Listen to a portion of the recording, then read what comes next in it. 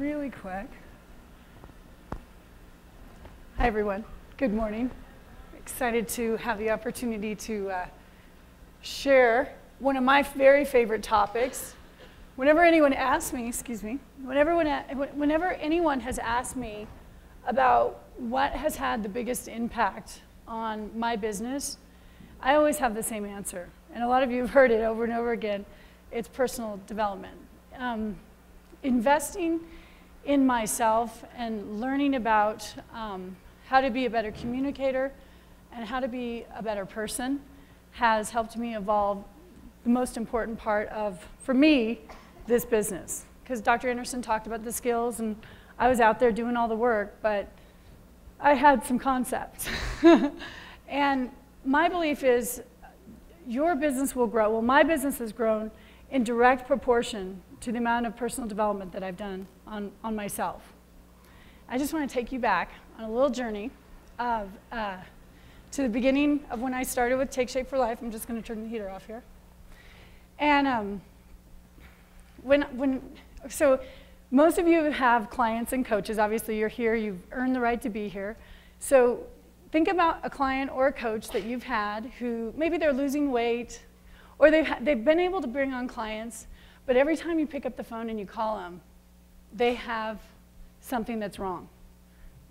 They can tell you, let's see, they're losing 2 pounds a week, but they don't like the taste of the food, or they've got gas, or the product didn't ship in time, and they're so upset. And every time you try to help them think about what's going great, they're always able to bring to you all the things that are wrong.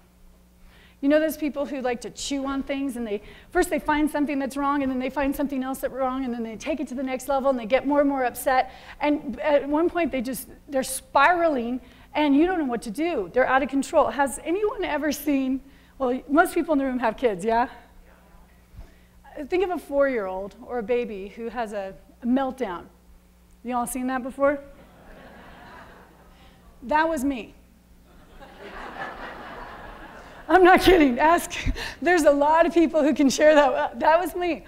I would get so caught up in all the problems, all the things that were going wrong. When I first started this business, you know, I had fear. I didn't know. I knew how to bring on clients. I felt comfortable with that because I was in sales before this. So I knew how to do that. But to teach coaches, I think that was a big part of it. I was just afraid. So I call myself a hot mess. I was a hot mess, and I was able to take all of my problems and all of the things that were wrong, and I would bring them to the people that were my field leadership. Non-stop, over and over again, beating it up. I was so upset, so emotional. And you guys got to see my business leader, Greg Rex, who was the lucky person who got to hear it over and over and over again. And he just so happens to be the love of my life, so I was able to barge into his office, and I remember, I thought it was just a couple days, and he's like, no, Whitney, it was a week. A week. Every day of that week, I would walk in and I'd tell him, an order didn't go out, the technology's down, you know, everything that I could think was wrong, I would just find more and more and more, and finally he just said to me, he goes, look, and Greg doesn't get upset, he's not an angry guy, but he said, look, why don't you do this? Why don't you go back to Tops, which is the job I had before I started doing this business. And he said, see if John will give you your old job back. Yeah.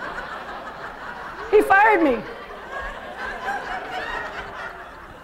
So then I started thinking about John, my old boss, who I was a top performer. Every day we'd walk into the office, he would yell at every single one of us.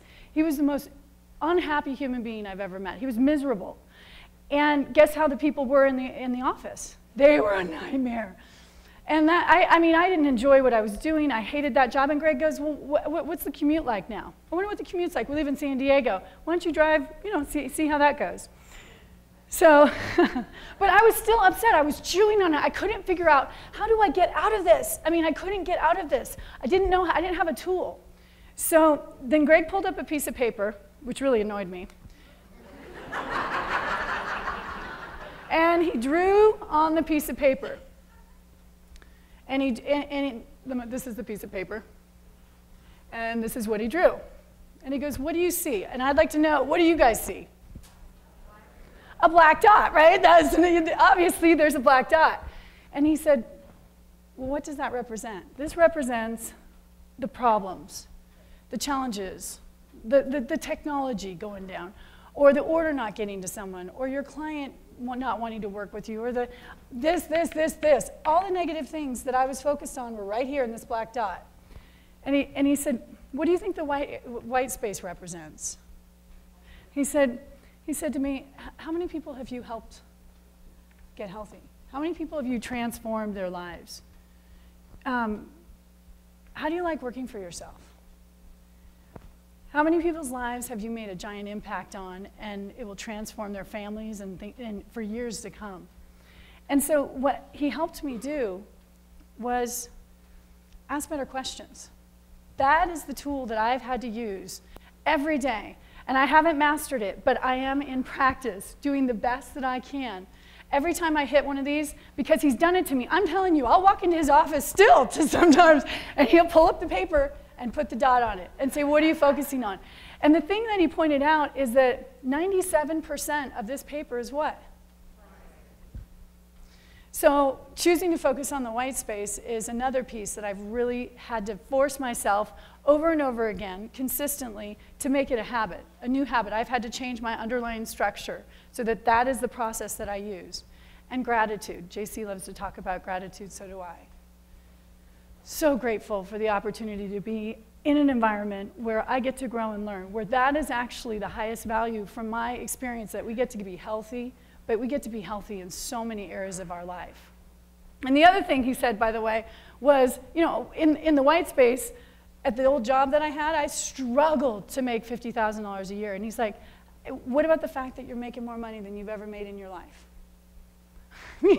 There were so many great things out here. And so, but the bottom line is, that's how my process now. I have to go through and make sure that I'm consistently asking those questions. And I will, here's the thing, there's a lot of things that have helped me grow. Take Shape for Life University, we've all been exposed to it. I figure this is like the master's program. We get to come in and really stretch ourselves beyond anything that we've ever experienced. How many people in the room would say that they get something every time they come to an event? Even if it's a little thing, right? So the events are a big part of the personal development for me. The calls, the Monday night calls. I learn something every time, and thank you so much, Dr. Anderson, for setting up those calls. Every Monday night I'm on those calls, because he's asked me to be. So I do what I'm told now, and I get on the calls and I listen and I learn from every one of you. And the experience, I've heard from so many people that just being in this environment, you can learn more, when you agree based on what Greg said, the three-way triangle, from another person than you might be able to learn from your own team, from your own field support. Or maybe they've been telling you it over and over again, like Greg has for years and years, and I'll hear it from Dr. Anderson or somebody else in the room, and I get it. So I just want to talk a little bit about the 4 agreements. How many people in the room have read the 4 agreements? Can you keep your hands up, please, if you've gotten something from it, just a small thing that's helped transform you a little bit? Great. Well, I've heard from a few people that they've experienced it. Some people love it, some people don't. Some people love a lot of the things that we are doing with personal development. But if I can just, so think about this. You might have somebody like me who really needed this. This was monumental in my personal development. So be impeccable with your word is the first agreement. And what that means to me is don't gossip. I was brought up to gossip. All my girlfriends were chatting about each other when we were little. You know how you are in school. Everybody, you know, you have something to say, and sometimes it's not always impeccable. Sometimes it's mean. So that's the first agreement that I've really started to practice. And again, it's a practice. I have not mastered it, but I always ask myself another question. You know, what's great about that person? What was their intention? And the second one is don't take anything personal. I found out that the world doesn't revolve around me. I didn't know that. That's where I was caught up. And don't make assumptions.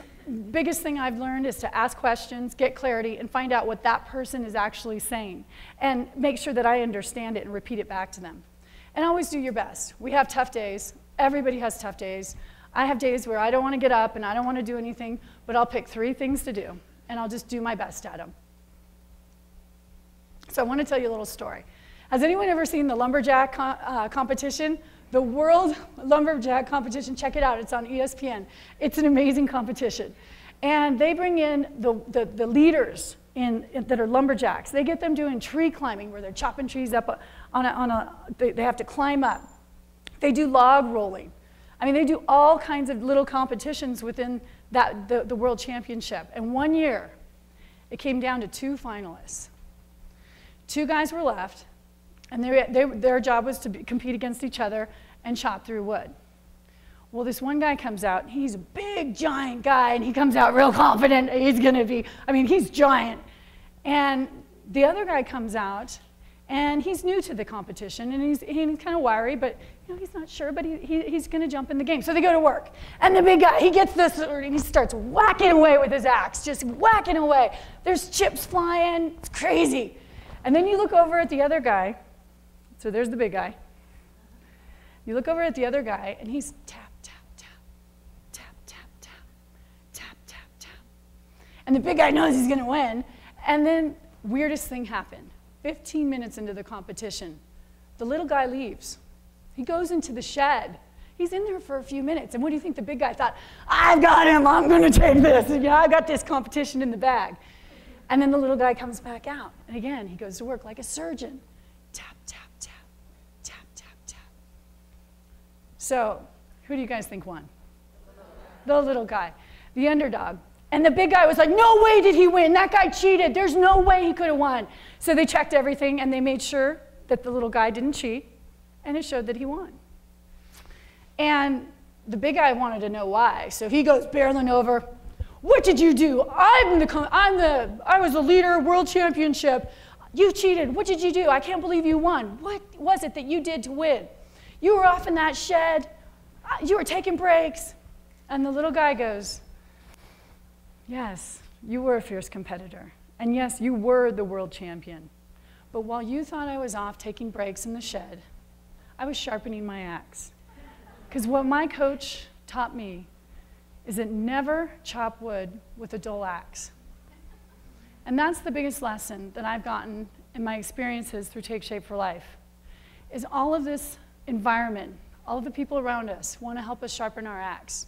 And while you're here, sharpen your axe, but when you're home, do the same. Work as hard as you can. Find books that you enjoy. The 4 Agreements is one. I just found a new one that I love, understandingmen.com. It's helping me. We all could use that. There's also, it's a website, understandingmen.com, but there's things for women as well. But it's helped me learn not to interrupt. And the things that I've learned in this business have not exclusively helped me with my business. They've helped me communicate better with my family, in my life, and with everyone around me. I've become a better person through the process of this journey, and I love this quote.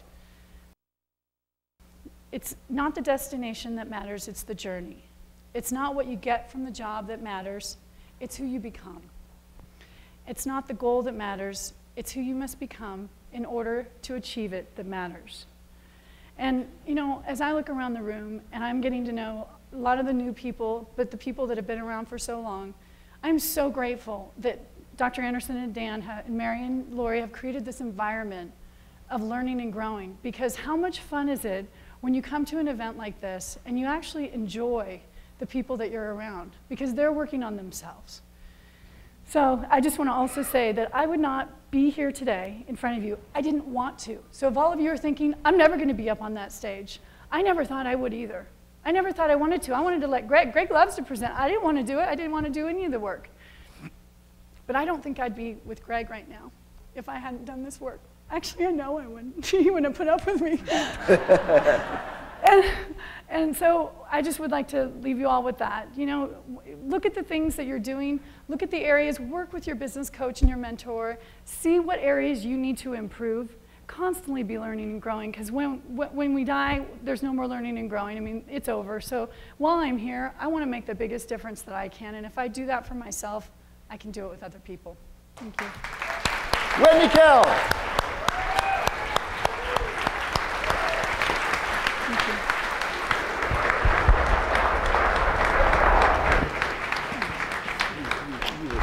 Thank you.